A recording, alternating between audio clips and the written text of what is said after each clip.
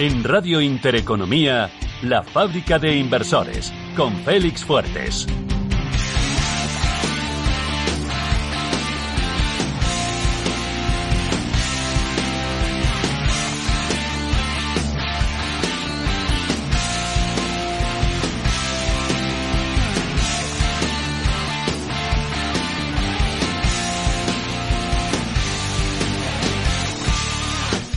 Y buenos días a todos, como siempre, La Fábrica de Inversores, sábado por la mañana, con el croissant en la mano, además con mis queridísimos invitados de hoy que vienen enchufadísimos. Yo no sé cuántos cafés os habéis tomado, pero estáis con una energía desbordante. Quiero aprovechar, como siempre, pues para agradeceros por vuestra asistencia, escucharnos cada fin de semana, descargarnos en el podcast de Radio Intereconomía y La Fábrica de Inversores en formacioneninversión.com.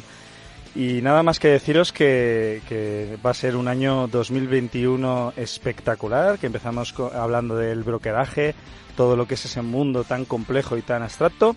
Y hoy nos vamos a meter con otro mundo también de intangibles, ¿no? Difícilmente valorables, pero aún así súper interesante. Así que quedaros pegados a la emisora, que va a ser un programa espectacular. Vamos a por ello.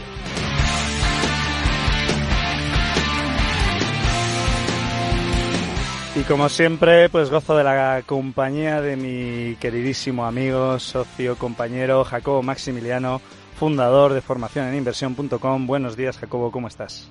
Buenos días, Félix. Me acuesto todos los viernes pensando en el programa de radio de los sábados y me acuesto todos los sábados pensando en el programa de la semana siguiente.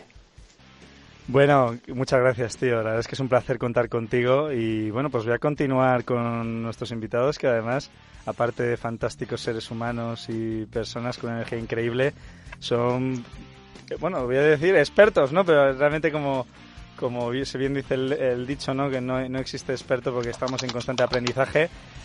Voy a presentar a Enrique del Río, historiador de arte y MBA Entrepreneurship en la Universidad Complutense de Madrid, ¿no? Fundador y CEO de WeCollect.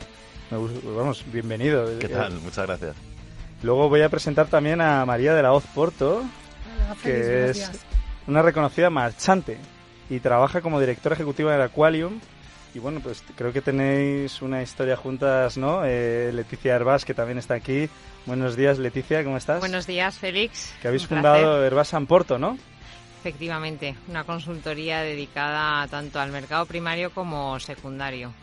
Bueno, las dos sois marchantes, consultoras, expertas en arte. Tenéis ya muchísimos años. ¿Cuántos años tenéis ya? Bueno, la verdad es que muchos, vamos a decir más de 20 de experiencia en el mundo del arte. A ver, si todos los que estuvierais aquí ahora mismo en el estudio de Las Vieres no diríais que tienen más de 20 años de experiencia, si tienen una pinta de jóvenes. El arte te mantiene joven. Te mantiene joven. El arte se mantiene joven.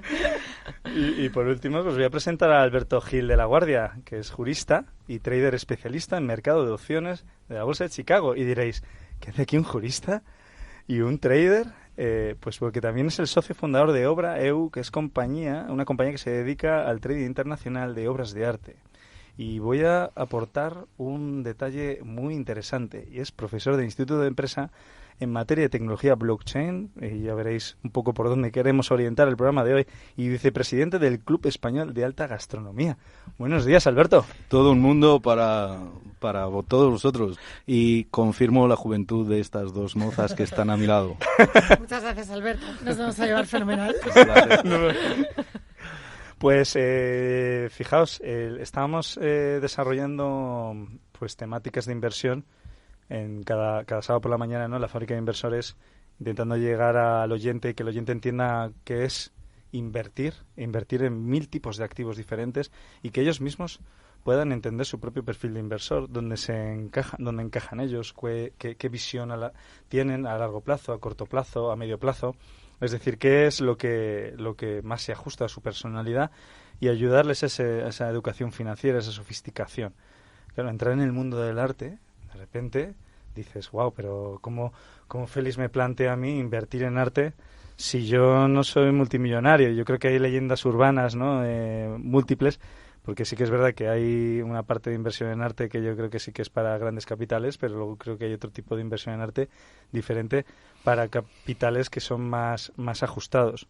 Y quería entrar un poco en colación, ¿no? De la inversión en arte difiere en varios aspectos de la inversión en activos financieros. La obra de arte en sí misma es un bien único, durable, que ofrece a quien la posee no solo los beneficios financieros del mismo, sino también los decorativos, es decir, que disfrutas de él.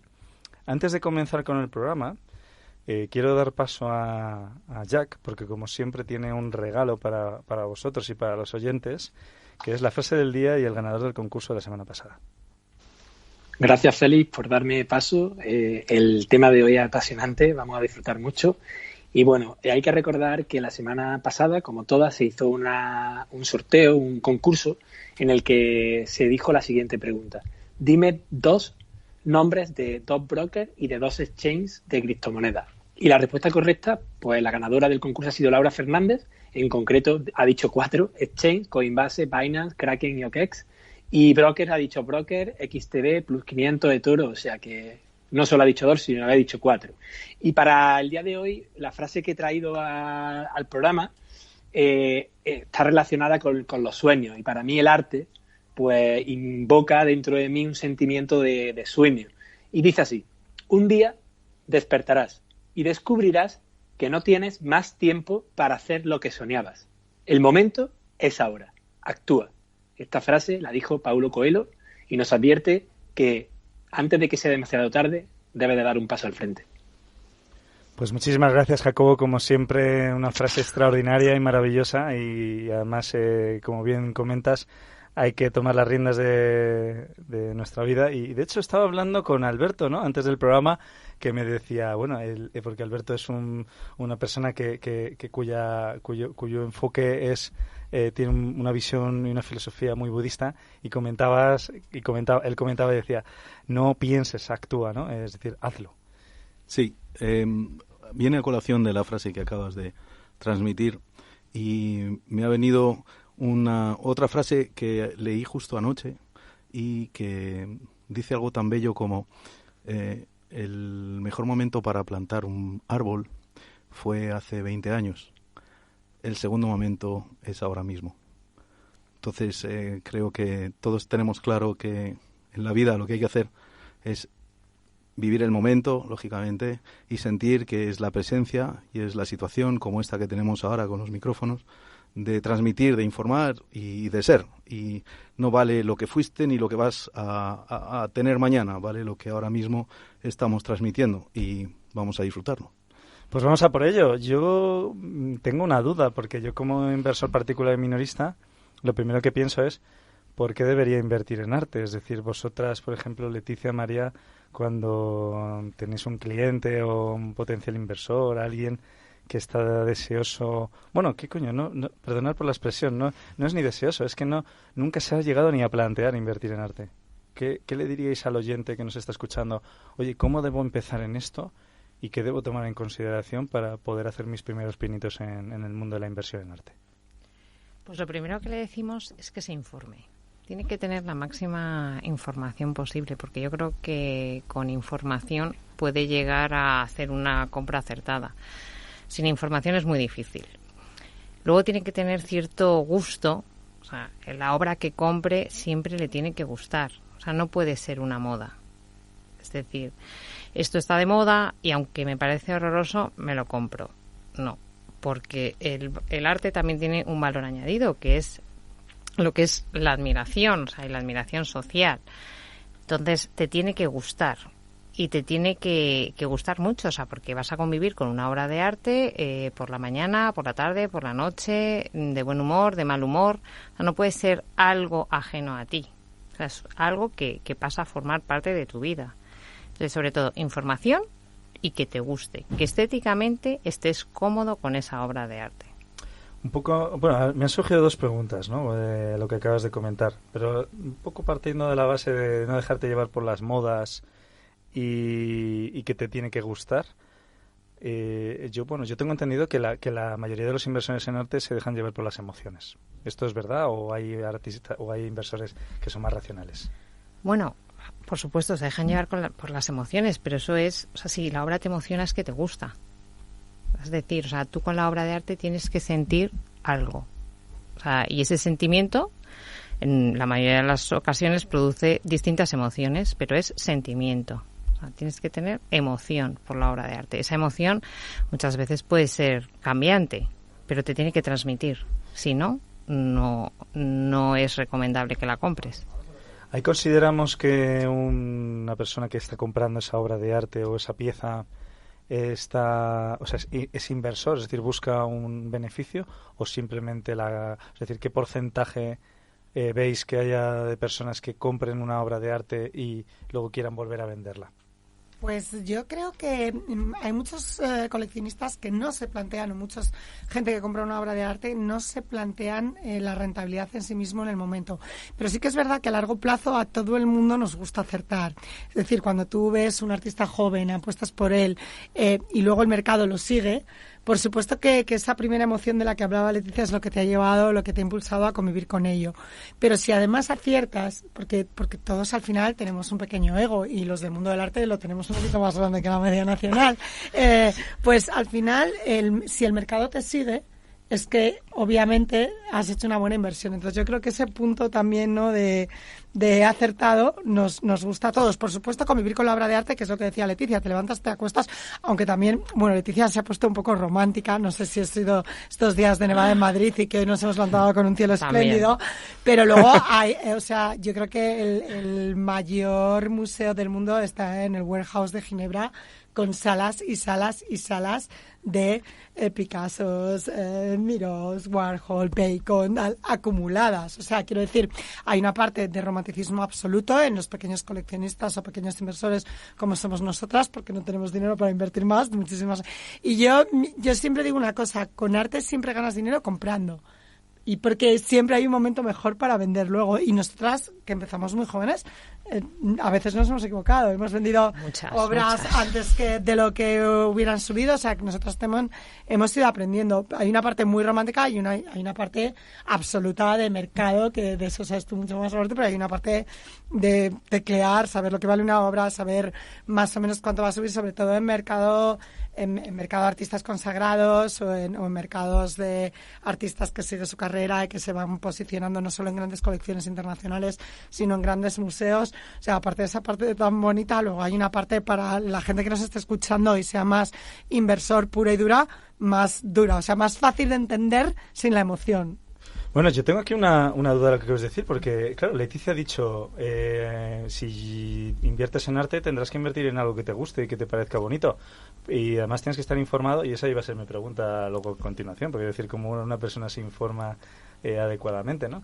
Pero bueno, María ha dicho algo que también me parece interesante y que creo que contrapone esa sofisticación del inversor en arte, que es la ley de la oferta y la demanda. Si hay algo, es decir, tengo aquí mi duda, ¿no? Es decir, si esa pieza de arte es una pieza única, ¿cómo se evalúa el precio de esa pieza? Porque si yo tengo que invertir en un cuadro o lo que sea, ¿es lo que diga el inversor o lo que diga el mercado? Bueno, a ver, vamos a entender, en principio, cómo se determina si una obra de arte vale o no vale. ¿Quién lo determina o cómo se determina? Entonces, lógicamente, hay que tener claro que es el mismo mercado y la misma circunstancia que cualquier otro activo. Es decir, está muy bien que te guste o está muy bien que tengas preferencias por el maestro que la pintó, pero al final tú estás comprando algo que tiene un precio y depende de la variable de la capacidad que tú tienes, por un lado, y lógicamente si consideras que lo que te están pidiendo por esa obra de arte es o no adecuado a tus circunstancias. Entonces, partiendo del hecho de que cuando estás comprando algo como una obra de arte, estás comprando una inversión, tienes también que entender que está supeditado a un montón de circunstancias, porque de hecho el mercado del arte, como cualquier otro mercado, es muy cambiante. Hay maestros que tienen mucha más proyección que otros y no por eso son mejores o peores pintores, pero es lo que antes ha dicho María, es la ley de la oferta y la demanda, ¿no?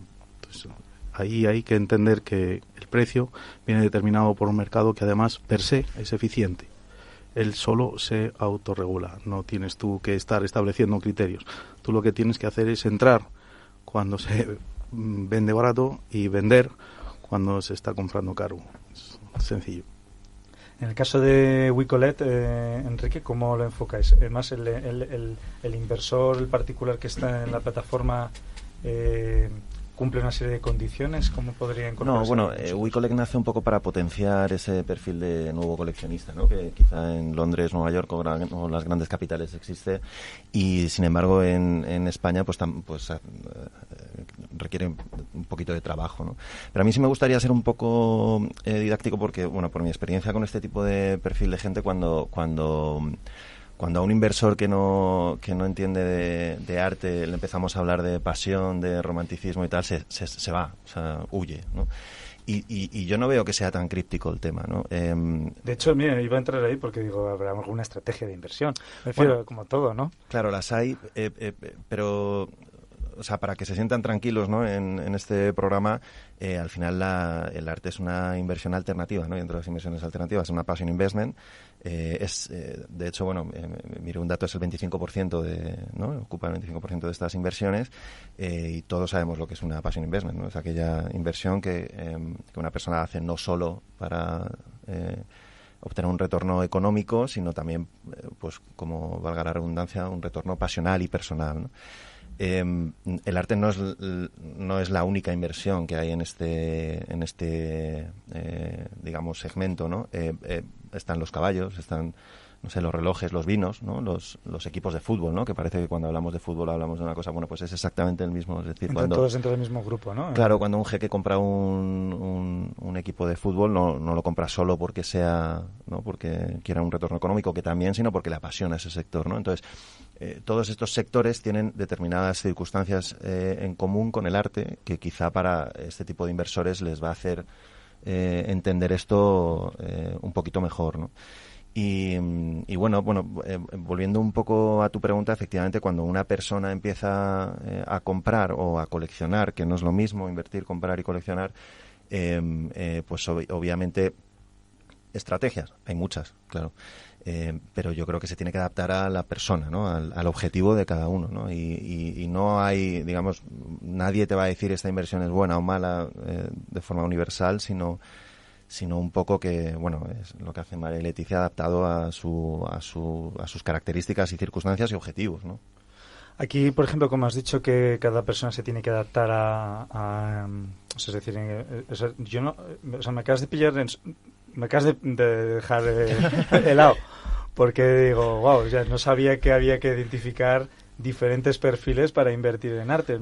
Si me puedes, o sea, si nos puedes un poco como... Bueno, no diferentes perfiles, bueno, por supuesto sí diferentes perfiles, pero no me refería tanto al diferente perfil, que bueno, perfiles tantos como personas, ¿no? Por supuesto se puede agrupar, que también se puede agrupar en bolsa o se puede agrupar en inmobiliario, ¿no?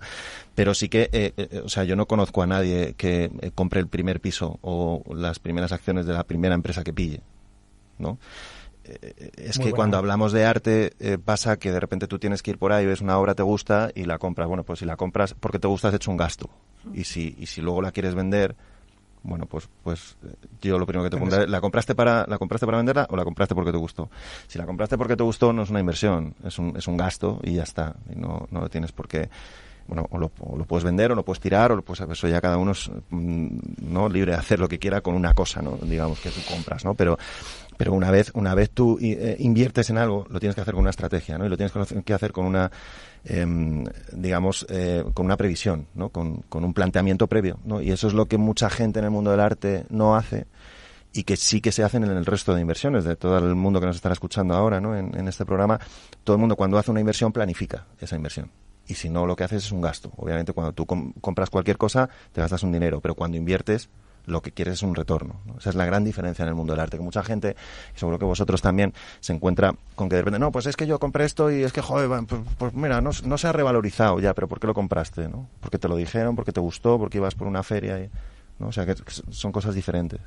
Pues mira, ahora que acabas de comentar esto, quiero hilarlo con lo que decía Leticia al principio, que es el tema de la información.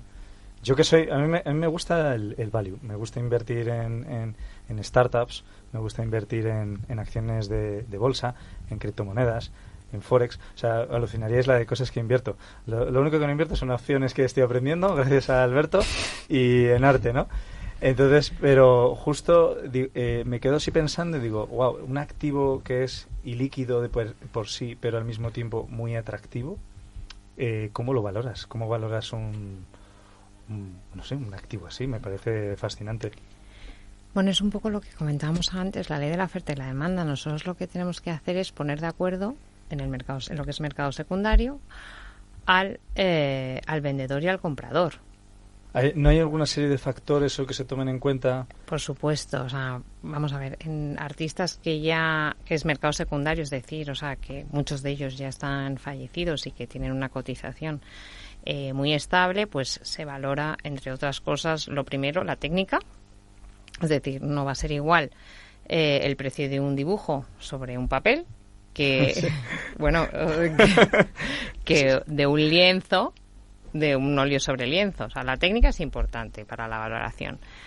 Luego, el año, por supuesto, o sea, ya los artistas fallecidos, pues ya, o sea, vemos con perspectiva toda su trayectoria y sabemos perfectamente, pues, cuál es la cúspide, o sea, qué años son más valorados y qué años menos valorados. Aparte de esto, por supuesto, tenemos que añadir la procedencia de la obra, que eso es saber en qué manos ha estado y de dónde viene, y luego, por supuesto, el estado de conservación. O sea, las obras que tienen más de 50, 70 años, siempre tenemos que valorar el estado de conservación. Y sobre todo hay determinadas épocas en la historia del arte que se utilizan una serie de materiales que luego son proclives a la mala conservación. Es decir, por ejemplo, pues muchas veces el polvo de mármol, tan utilizado en los años 60, pues muchas veces nos pasa malas pasadas, ¿no? O sea, a posteriori, y bueno, y todos sabemos... ¿Qué es eso del polvo de mármol? Bueno, pues es una especie de... Eso me habla María, mierda. No, es un material, o sea, que se pega, es polvo de mármol, tal cual, o sea, pero tienes que hacerlo pegando con lo que es un pegamento, una cola, y entonces se va cayendo muchas veces y tiene difícil restauración. Bueno, y hubo una época, sobre todo años 60, 70 en España, que se utilizaba mucho el polvo de mármol. Entonces, bueno, o sea, son distintos parámetros que nos ayudan a ver cuál puede ser un precio óptimo para cada obra de arte. ¿Qué os haría a vosotras rechazar una obra de arte? Es decir, sí. Porque es algo... resumimos, que si no otro programa. También otro parámetro, discúlpame, que creo que es importante, es el tema de la autentificación, ¿no? O sea, hay artistas que tienen fundaciones que autentifican las obras y otros artistas que desgraciadamente tenemos que ser nosotros los profesionales los que, bueno, podamos saber si la obra es del artista que se dice o no. ¿Hay alguna base pública, alguna manera de saber qué fundaciones son las que certifican la autenticidad de las obras de ciertos autores? Base pública como tal, no. ¿O alguna forma de informarnos? Bueno, la verdad es que antes se publicaba un libro pero bueno, hace ya años que no se publica, en el que salían la mayoría de los artistas y quién era la persona que autentificaba, pero se dejó de publicar. Ahora lo que pasa es que, bueno, pues si tú metes en internet quién certifica Picasso, pues te sale la Fundación Picasso. Si quién certifica Miró, pues la Fundación Miró. Si es una obra gráfica, la certifican en Barcelona, y si es una obra sobre papel o sobre lienzo, lo certifican en París. O sea, pero bueno, cada artista tiene la persona que certifica la autenticidad sí. Y no vale cualquiera, o sea, quiero decir, muchísimas veces te dan una obra de mercado secundario con unos dosieres, con estudios de historiadores del arte, notarios, tal, pero no valen para nada, porque no vale cualquier certificación en el mercado. O sea, cada artista ya consagrado, sobre todo en mercado secundario, en mercado primario, normalmente la galería tiene acceso al artista y lo certifica la propia galería, o el certificado viene de mano del artista. Pero ahí hay que ser muy, muy cauto, porque, bueno, yo tengo una anécdota que aprendí en mi etapa en la galería en Marlborough. La subasta más importante de arte latinoamericano era en mayo en Sotheby's, y Sotheby's, con Botero, que era un artista que representamos, puso en portada un Botero falso. Quiero decir, eso de voy por una feria y compro está fenomenal, pero igual que cuando inviertes en una cartera seria te vas a buscar un broker, cuando vas a comprarte un piso haces un estudio de mercado de cuánto vale el metro cuadrado en la zona, tal. O sea, el arte es un mercado lo suficientemente sólido como para que tu intuición sea estupenda y luego no llores. Y luego hay otra cosa que hay que aprender. En arte no hay chollos. O sea, un Pollock a 3 millones no es un Pollock, por principio, ¿sabes? O sea, quiero decir que eso de, ¡buah! Yo he encontrado el super chollo, yo soy el más listo, yo...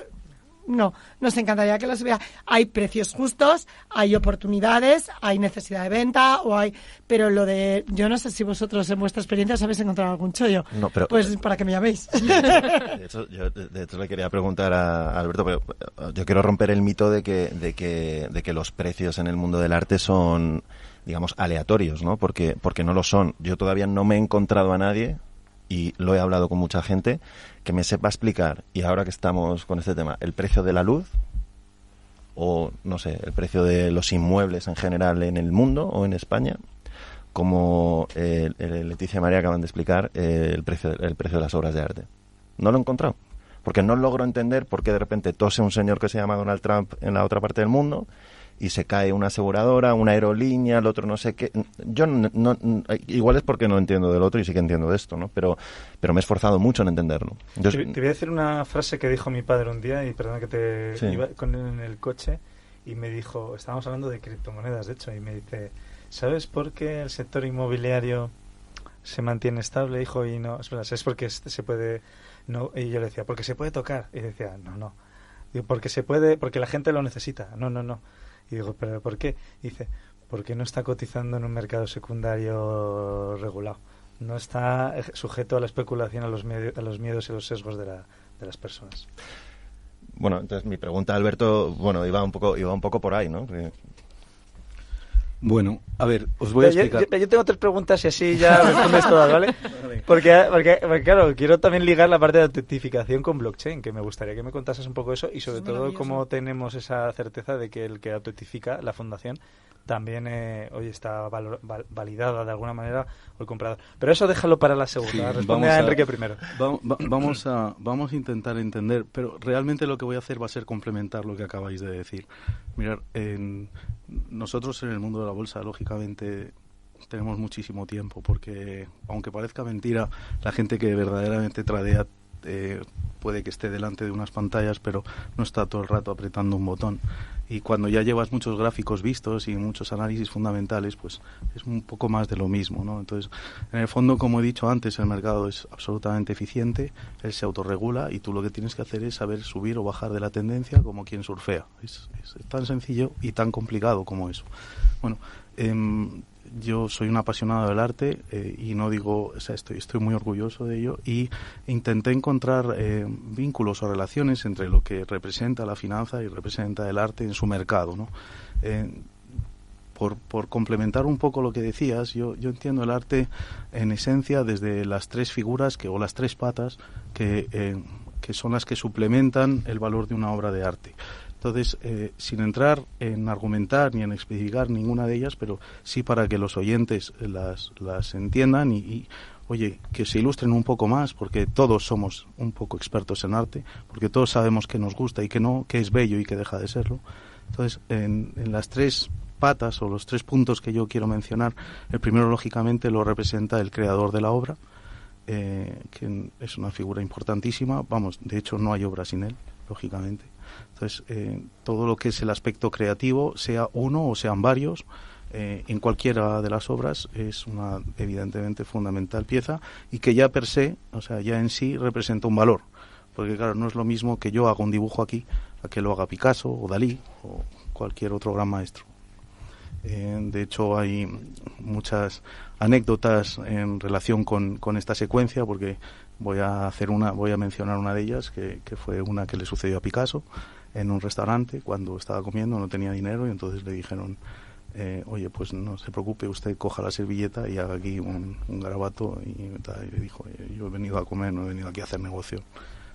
Entonces, lógicamente, esa es en esencia una pata fundamental. La segunda es la obra en sí. aquí se ha comentado, es decir, esto es como la estructura de un edificio, no es lo mismo comprar un edificio que está recién hecho que comprar un edificio donde su estructura de carga adolece de muchas complicaciones. Pues bueno, pues hay obras, lógicamente, que por el transcurso del tiempo o por el trato de los materiales, antes se ha hablado aquí del polvo, entonces esas cuestiones, lógicamente, hacen que las obras se dañen. Entonces, evidentemente, pueden subir o bajar de valor dependiendo de ese criterio. Y luego hay otro que es bastante más subjetivo, que es lo que nosotros en bolsa llamamos el VIX, el miedo, el índice de miedo, ¿no? Que es lo que determinan los especialistas. Y ahí englobo muchísima gente, porque en el mundo del arte hay muchas obras que tienen valor si un determinado especialista dice que es del maestro. Y si ese señor especialista no dice que es del maestro, aun siéndolo, la obra no vale dinero. Y es una cosa muy curiosa, pero que también sucede en los mercados, porque los bancos centrales, en muchos casos, hoy mismo estamos en una situación en la que el próximo presidente de los Estados Unidos acaba de aprobar una inyección económica salvaje y los mercados están en baja. ¿Por qué? Pues porque no se cree en el estímulo, ¿no? Pues en la bolsa es un poco también, en el arte es un poco también eso. Y por sintetizar, vuelvo a repetir que es un mercado eficiente, es un mercado de los hombres y está sometido a muchas variables. Y en el que cabe todo, es decir, al final es un poco la conjugación, porque nadie puede ser especialista y nadie puede decir que sabe más, porque eso es irreal. Es decir, puedes ganar porque has acertado y también puedes pensar que has acertado y luego te has equivocado. Aquí, Jack, que está hablando Alberto de la comparativa con el arte, ¿qué te ha parecido? Bueno, lo de la VIX, soy un viejo forofo de esos índices de volatilidad que tanto afectan a los mercados, como en concreto la VIX es el índice de volatilidad del S&P 500, que al final engloba las 500 empresas con mayor market cap del mundo, y es una gráfica que a mí me apasiona. De hecho, es una gráfica que le tengo puesta banda sonora, una canción de Imagine Dragons, Believer, que es Cree, y cuando ves la gráfica y ves que la gráfica empieza a explorar un poquito por arriba y empieza a subir, a rebotear para arriba, pues sabes que los mercados entran en pánico y que lo que está sucediendo es que las grandes capitales, las ballenas, están protegiendo su capital, cogiendo opciones que lo que hacen es que la volatilidad suba muchísimo, y cuando la volatilidad sube normalmente suele ser en caídas. El mercado tiene miedo, las grandes capitales cubren sus posiciones, y de ahí viene la gran frase que la utiliza mucho Mike, que es la Academia de Formación en Inversión, tú ya la sabes, que es las subidas en escalera y las caídas en ascensor. Y a mí me flipa esa frase. Bueno, ¿quieres decir algo, Alberto? El VIX, quería añadir que es un... Dentro del mundo de la bolsa, nosotros los que estamos trabajando en los mercados de opciones y en la bolsa de Chicago en concreto, sabéis que somos transgresores en muchos de los criterios, porque analizamos operaciones. Sabes, el VIX nació en Chicago, de hecho, el índice de miedo. Es decir, el VIX es un valor que se cotiza y que se puede evidentemente operar, y que es un índice que analiza el miedo internacional, aunque realmente, y tienes toda la razón, es el S&P 500 quien lo refrenda, ¿no? Pero al final estamos todos metidos en él. Y hoy está en mínimos históricos, es decir, acabamos de sufrir una pandemia impresionante. Después de eso estamos en situaciones increíbles donde no se sabe muy bien qué está pasando con los estados, si nos van a volver a meter. No hay mucha racionalidad en los mercados, y en cambio estamos en máximos históricos, señores. Máximos históricos en la bolsa a nivel mundial, el S&P 500. Hoy estaba revisando el DAX, que es el índice de las 30 empresas más importantes de Alemania, y aunque ha bajado un poquito por lo que he dicho antes de Biden, sigue estando en máximos históricos. Son cosas absolutamente irracionales, pero como bien he dicho antes, el mercado es eficiente, tiene su razón, y nosotros lo único que tenemos que hacer es aceptarlo y jugar con él. Alberto, cuenta con que vas a venir a otro programa en el que hablaremos solo y exclusivamente del índice del miedo. Hablaremos de él, sí, claro. Sí. No, estás más que invitado, maestro. Pero yo sí quería decir una cosilla por contrarrestar un poco el tema del miedo que decía Alberto. El arte sí que me gustaría apuntar por finalizar el tema de los precios en el mundo del arte. Una característica que no existe en otros mercados, ¿no? Y es la parte institucional, ¿no? O sea, podría existir si hacemos comparativas rebuscadas, ¿no? Pero no hay en otros mercados algo que te pueda apoyar tu inversión como digamos, las instituciones o museos, claro, aquí nos metemos en que en el mundo latino quizás son públicos, en el mundo anglosajón son más privados, pero al final son instituciones. Me refiero a museos, centros de arte o eventos tipo bienales, ¿no? Es decir, estos son lugares o sitios donde un curator, un director de un museo no compra una obra de arte o no adquiere una obra de arte o incorpora a sus colecciones una obra de arte o lo expone, por ejemplo, en la Bienal de Venecia por recibir un retorno económico, sino que lo hace porque él considera que ese artista es bueno o que tiene que hacer una representación de lo que es el momento histórico que quiere representar, ¿no? Eso es muy importante porque eso a la gente que asesoramos en ese tipo de cosas nos ayuda mucho, ¿no? O sea, hay señores que saben mucho de estas cosas, que están gestionando colecciones institucionales y que no miran el retorno económico, solo miran la calidad del artista, ¿no? Y eso en otros sectores no existe esta base o este cimiento que hace que sea digamos casi blindar la inversión de la gente que realmente luego compra con una intención de retorno económico.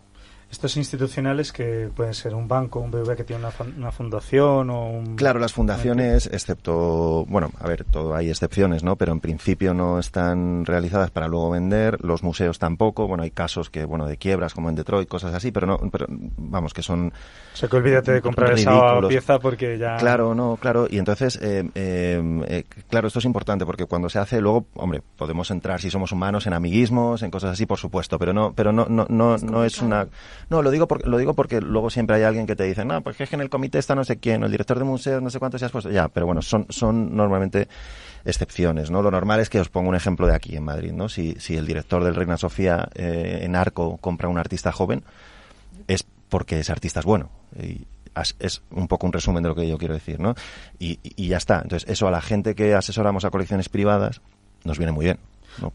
Y ahí en esa compra o en esa inversión que hace, por ejemplo, el director general de Arco, ¿hay una posibilidad de que haya más inversores que entren en esa, o sea, se indiquen, hay alguna, o siempre se suelen comprar las obras?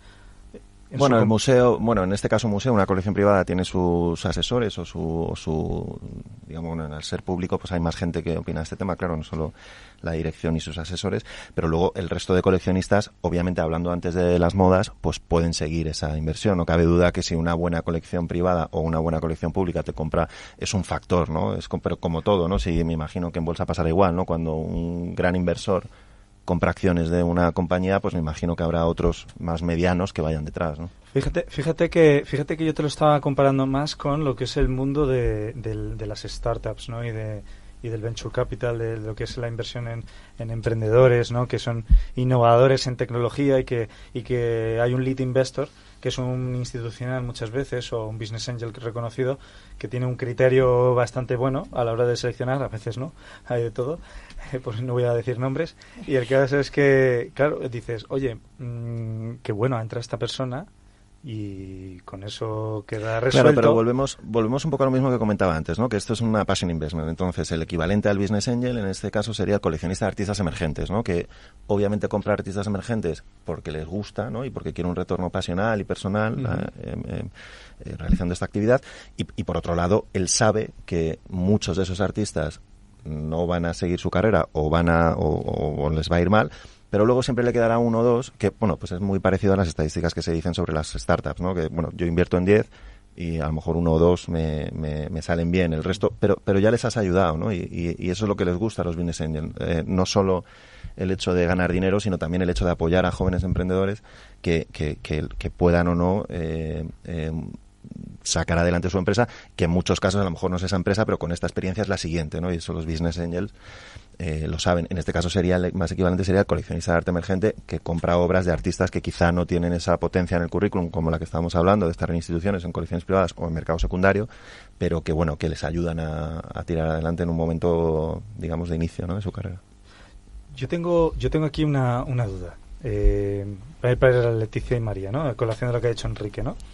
Y de hecho, a colación de lo que ha hecho Alberto también. Porque Alberto ha dicho una cosa que me ha fascinado y de hecho a mí me ha chocado como persona que vengo de del mundo financiero y además, no soy CFA, no puedo decir que sea CFA, pero estoy en el proceso de terminar el CFA. Pues en el CFA nos enseñan y nos dicen, oye, que sepas que hay 3 tipos de mercados. Está el poco eficiente, que es el que se maneja solo por datos históricos. Los datos históricos son los que reinan en el mercado, entonces eso es ineficiente porque datos pasados no garantizan lo que va a ocurrir en el futuro, pero oye, hay analistas que se basan en eso. Luego está el semi-eficiente, ¿no? Que es el análisis fundamental de analizo la estructura de lo que es el activo en el que quiero invertir y en base a eso, pues si sucede algo, sale una noticia o sale cualquier historia y tal, puedo aprovechar una anomalía y hacer una adquisición o aprovecharme de eso y sacarle un beneficio. Y luego está el mercado eficiente, que es el que directamente no le da a nadie la oportunidad, técnicamente en el momento me refiero, es decir, anomalías a cortoplacistas, a nadie la oportunidad de explotar una anomalía. Es un mercado largoplacista, es decir, haces una adquisición y tienes una expectativa. Y lo quiero hilar un poco con lo que ha dicho Enrique, ¿no? Que él indica y dice, yo puedo llegar a ser un galerista o alguien que esté interesado en artistas emergentes, que al final es una startup en fase semilla o en fase muy temprana, o bootstrapping cuando está buscando family, friends and fools y tal, está buscando dinero de locos, amigos y familiares. Y ahí me surge una duda, digo, si la obra ya está pintada y la obra está bien, o sea, es decir, puede llegar a ser muy demandada, si el artista no continúa su carrera o puede no acabar despuntando, realmente aún así no tendría una oportunidad de coger mucho valor ese cuadro, teniendo en cuenta que es eficiente, por decirlo de alguna manera, es decir, que pueda llegar a tener una mayor demanda, aunque el artista no pinte más o no se vea reconocido o cambie de aires o le pase algo. Bueno, depende, la verdad. O sea, es que, vamos a ver, cada artista es un mundo. Claro. Entonces, ha habido artistas que a día de hoy tienen una cotización muy, muy, muy potente y que en vida no vendieron ni un solo cuadro. O sea, el ejemplo más famoso sería Van Gogh. Sí, sí. Que obviamente, buen punto. bueno, pues, o sea, no vendió nada. Pero luego el mercado le ha puesto en valor. Hay artistas, por el contrario, que venden muchísimo en vida y, sin embargo, en cuanto fallecen, no se gestiona bien el patrimonio que ha legado y entonces su cotización se desploma. Entonces, bueno, o sea, es un mercado que la verdad es que, como es apasionante, muchas veces es el mercado el que nos lleva. O sea, y tenemos que seguir un poco lo que el mercado, tanto coleccionistas como que quieren comprar como coleccionistas que quieren vender, bueno, pues guiarnos por ambos, que nos va a dar, otra vez volvemos un poco a lo que es la oferta y la demanda, ¿no? Aquí antes os he preguntado qué motivos tenéis vosotras para decir que no. Es decir, que por qué no invierto en esta obra de arte, por qué no le recomendaría a mi cliente invertir en esta obra de arte. Bueno, partimos de la base que María y yo, y seguro que al igual que Enrique, que nosotros somos los primeros inversores. Es decir, nosotros compramos las obras de arte. Entonces... no podemos meter la pata. O sea, si nosotros, que somos los que primero invertimos, o sea, es porque pensamos que eso lo vamos a vender y que es bueno. Y por supuesto nos cercioramos de que sea bueno. Hay veces que cometemos errores. Nosotros que compramos mucho Miró, obra gráfica de Miró, como bien sabéis, la obra gráfica de Miró la certifica la Fundación Miró en Barcelona. Rosa María Malet es su directora. Entonces nosotros... Un saludo a Rosa María. Compramos... No saludes mucho porque por lo que vas a ir contando Leticia igual. Bueno, pero, o sea, compramos las obras y las mandamos a certificar, porque nunca vendemos una obra de Miró que no esté certificada. Y hay veces que, bueno, pues que son falsas. Entonces ellos las destruyen y así se para un poco el mercado de la falsificación. Pero les cuesta muchas veces discernir una obra verdadera de una obra falsa, porque hay falsificaciones maravillosas. Entonces, a nosotras nos pasa frecuentemente, a lo mejor pues un 1 por 500, de 500 que mandamos una, pero pasa. Una se escuela, dices. Sí. Sí. Y bueno, por ejemplo, Saura tenía un falsificador en España, en la zona, Antonio Saura, en la zona de Murcia y Valencia, que el propio Saura decía, es que ya le sale mejor que a mí, ¿sabes? O sea, quiero decir, es un mercado, pues lo que decíamos antes, en el que metes mucho menos la pata acompañado, probablemente igual que metes mucho menos la pata invirtiendo en bolsa con una persona como tú al lado, Alberto, metes mucho menos la pata si te acompaña una persona que de esto aprendiendo todos los días, porque el mundo del arte es infinito y el mercado internacional y el mercado mundial es infinito, pero hay unos parámetros muy claros. Y luego otra cosa que yo creo que es una ventaja a la hora de invertir, y más con la que está cayendo, obviamente hay cuadros que no se pueden mover de los países porque están declarados bien de interés cultural, pero al final no nos olvidemos de que una obra de arte es un bien mueble. Quiero decir, si tú te compras un Picasso que no tiene ningún problema de exportación y mañana te vas, coges el Picasso, salimos de España y empezamos nuestra vida en Nueva York vendiendo nuestro Picasso, que yo creo que esa es una parte de inversión que es mucho más complicada. Un piso te lo tienes que dejar aquí, ya dejarás a alguien que te lo venda. Una cartera de valores, si te vas de aquí y has invertido en cartera nacional.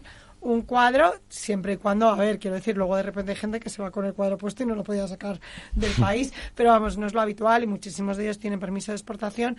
Eso también yo creo que eso también a la hora de invertir es una ventaja, y de hecho el mundo del arte supuso un salvoconducto en épocas de guerras y en épocas de tal para muchísimos grandes coleccionistas que cambiaron sus colecciones a cambio de poder salir de países o volver a empezar. Y de hecho, por ejemplo, la Galería Marlborough empieza así, comprando a grandes fortunas arruinadas después de la guerra obras de arte y revendiéndolas. O sea, al final es algo que puede ir contigo, que yo creo que eso también a la hora de una inversión es una ventaja. Sí. Ante la pregunta de que por qué nosotras rechazamos una obra, o sea, que volvemos un poco a lo que nos decías, normalmente se rechaza por ser falsa, obviamente.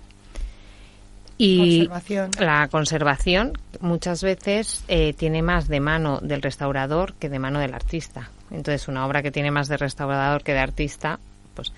Y luego otra vez volvemos a... O sea, que esto está ligado con el tema de la conservación. Hay determinadas técnicas, por ejemplo, un wash que es de dificilísima conservación. Entonces nosotras intentamos ciertas técnicas, pues, dar la opción a nuestros clientes de que no la compren sabiendo que lo que les va a costar mantenerla es un plus que van a tener que pagar aparte de lo que es el precio de la obra de arte, ¿no? Y una cosa que podemos hilar con lo que hablaba Alberto de blockchain, la trazabilidad de la obra, lo que nosotros los expertos llamamos provenance. ¿Quién ha tenido esa obra que ha estado comprada con dinero limpio, que ha estado siempre en grandes colecciones, dónde ha estado en cada momento, que no se ha perdido? Todo eso también es un factor importante o es un motivo. De repente, pues ahora por ejemplo tenemos una obra maravillosa en nuestras manos que tiene una trazabilidad que ni nosotras mismas nos la creemos, porque es una obra de principios de 1900, de principios del siglo XX, y sabemos en cada momento dónde ha estado la obra, pero eso no siempre es posible y es también muy importante. Por eso con blockchain no se podría solucionar, por eso, ¿no? Porque de 1900... No, hombre, no, la de blockchain no, pero a partir de ahora es un problema. Oye, te doy 2 minutos y medio, porque nos quedan 4. Nos quedan 4, pues lo primero tengo que ampliar, si me permitís, lo que han dicho mis maravillosas y jóvenes compañeras. ¿Cómo os lo habéis aprendido, chicos? Cuando queráis volvemos.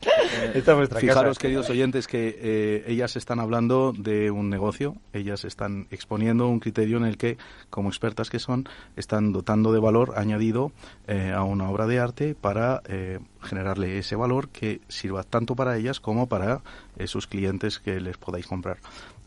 Como el mundo del arte es universal y dentro del ámbito empresarial o ámbito financiero es igual de universal, tenemos desde ese segmento al segmento más increíble, que es evidentemente los grandes capitales, porque no se crean ustedes que cuando oyen en los medios que se ha vendido una obra de Picasso o de Gustav Klimt por tantos cientos de millones de euros, realmente esas operaciones no son realmente operaciones hechas, algunas sí, ¿no?, pero son minoritarias. La mayoría de ellas son hechas por grandes corporaciones, porque al final se está tratando la obra de arte como un activo financiero.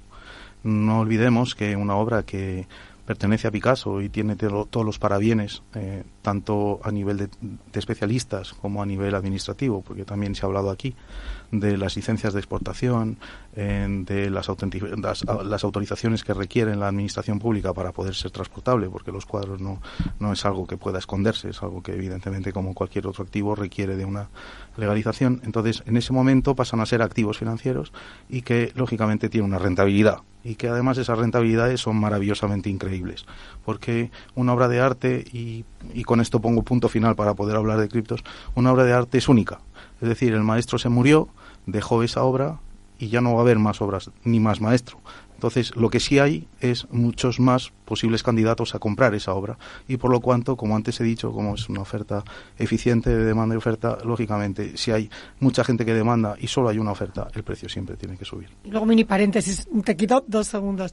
Hemos hablado de Picasso porque, quiero decir, como no sabemos si nuestros inversores saben de arte o no saben de arte, y después de esto se van a animar, de repente Picasso tiran todos los mercados. Quiero decir, al hablar de un mercado internacional, Picasso lo vendes en China, lo vendes en Japón, lo vendes en Sudáfrica, lo vendes en Estados Unidos, en Latam, en Singapur, o sea que es un mercado muy estable porque es un mercado mundial. Si de repente tu país o tu Europa va peor, siempre va a haber un mercado que esté tirando de ese tipo de obras que, como tú dices, son únicas y ya no hay maestro. Correcto. Pues me encantaría dejarte que hablas de criptomonedas, porque sabes que me encantan hablar de las criptomonedas, pero es que no nos quedan 2 minutitos y quiero despedir el programa y dedicaros la canción que tengo para vosotros. Absolutamente, encantado. Pero ya te digo, afortunadamente, como vamos a hablar de cripto y de token y vamos a hacer un programa específico de cómo tokenizar un activo, pues estás invitadísimo, Alberto. Ya lo sabes que vas a volver. Y además, nuestras jovencísimas compañeras y Enrique vais a poder volver, seguro. Pues quería dedicaros esta canción de fondo para vosotros y darle paso a Jack para que pueda decir el concurso de esta semana. Bueno, pues ha sido un programa espectacular. Nos dejan con la boca abierta en un tema tan desconocido para el gran público como es el de los activos del arte, y al final funcionan, pues se puede aplicar las reglas del trading o de la ley de la oferta y la demanda, nunca mejor dicho. Y bueno, pasamos a despedir el programa y os recordamos que nos mandéis la respuesta al siguiente concurso. Es una pregunta muy sencilla. Dime 2 pintores de estilo barroco y 2 pintores de estilo cubismo. Mandarla a info@formacioneninversión.com. Repito, info@formacioneninversión.com, y el regalo es una membresía gratuita de nuestra formación en inversión, de nuestra academia. Tenéis hasta el viernes 22 de enero a las 2 de la tarde. Un abrazo muy fuerte. Gracias, Jack. ¿Tienes algún comentario, alguna anécdota de este programa antes de cerrar? Bueno, eso que me ha recordado mucho, y que suene así a cuando de pequeño tenías las estampitas, los cromos, los cambiabas. Al final todo se basa en lo que alguien está dispuesto a pagar por lo que tú tienes y cómo lo vistas y cómo lo expliques, pero al final el potencial de cada obra, en este caso, o de cada activo, de cada empresa, si tú sabes valorarlo, sabes medirlo, entiendes, es decir, tienes conocimiento, pues evidentemente las probabilidades de poder acertar o de poder hacer una buena compraventa o una buena operación aumentan de forma exponencial. Gracias, maestro, por tu feedback. Enrique, Alberto, María y Leticia, 1000 millones de gracias. Esta es vuestra casa. Haremos más programas enfocados a esto, y todos los oyentes que nos seguís cada fin de semana, 1000 gracias, y nos vemos el próximo sábado. Hasta pronto. Gracias a ti, Félix. Gracias.